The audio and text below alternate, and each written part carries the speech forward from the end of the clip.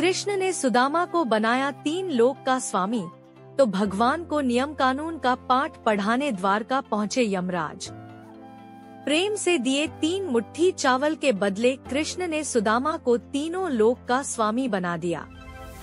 तब सुदामा की संपत्ति देख यमराज से रहा नहीं गया और वे अपना बहीखाता लेकर द्वारका पहुंच गए यमराज। कृष्ण सुदामा पौराणिक कथा। श्री कृष्ण के वैसे तो कई मित्र थे, लेकिन सुदामा और कृष्ण के मित्रता की मिसाल आज भी दी जाती है। इसका कारण यह भी है कि धन दौलत, रंग रूप और भेदभाव से परे कृष्ण सुदामा की घनिष्ठ मित्रता का गुणगान किया जाता है। बाल्यावस्था में कृष्ण और सुदामा एक साथ एक ही गुरुकुल में शिक्षा ग्रहण करते थे, लेकिन बाद में श्री कृष्ण द्वारकाधीश बने और सुदामा को अत्यंत निर्धनता में जीवन व्यतीत करना पड़ रहा था।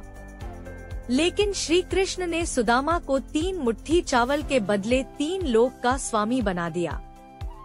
सुदामा की संपत्ति देख यमराज अपना बहीखाता लेकर द्वारका पहुँचे और श्री कृष्ण को नियम कानून का पाठ पढ़ाने लगे। जब यमराज ने श्री कृष्ण को पढ़ाया नियम कानून का पाठ, यमराज द्वारका पहुँचे और श्री कृष्ण से कहा, क्षमा करे भगवान, लेकिन सत्य तो यह है कि यमपुरी में शायद अब मेरी कोई आवश्यकता नहीं रही, इसलिए मैं आपको पृथ्वीलोक के प्राणियों के कर्मों का बहीखाता सौंपने आया हूँ। यह कहते हुए यमराज ने भगवान के समक्ष सारा बहीखाता रख दिया।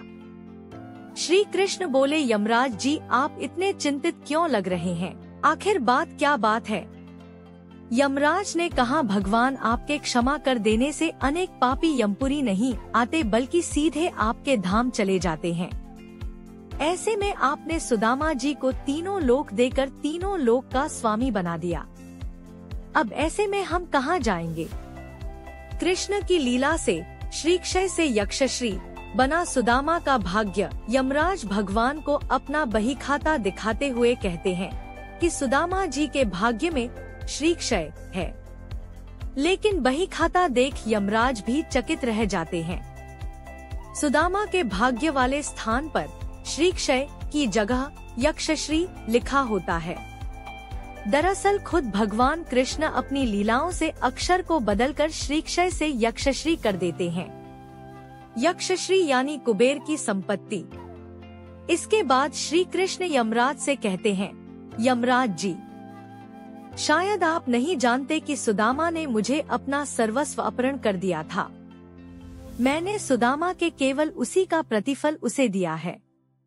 यमराज आश्चर्य होकर कहते हैं, सुदामा जी ने ऐसी कौन सी संपत्ति आपको दे दी? उनके पास तो कुछ भी नहीं। भगवान बोले, सुदामा ने अपनी कुल पूंजी के रूप में मुझे प्रेम स्वरूप चावल अर्पण किए थे, जिसे मैंने और देवी लक्ष्मी ने बड़े प्रेम से खाए। जो मुझे प्रेम पूर्वक कुछ भी खिलाता है, उसे संपूर्ण विश्व को भोजन कराने जितने पुण्यफल की प्राप्ति होती है। ठीक इसी तरह का प्रतिफल मैंने सुदामा को भी दिया है। कृष्ण सुदामा की मित्रता कहानी पसंद है तो हमारे चैनल को सब्सक्राइब करें, कमेंट करें, जय श्री कृष्णा जरूर लिखें।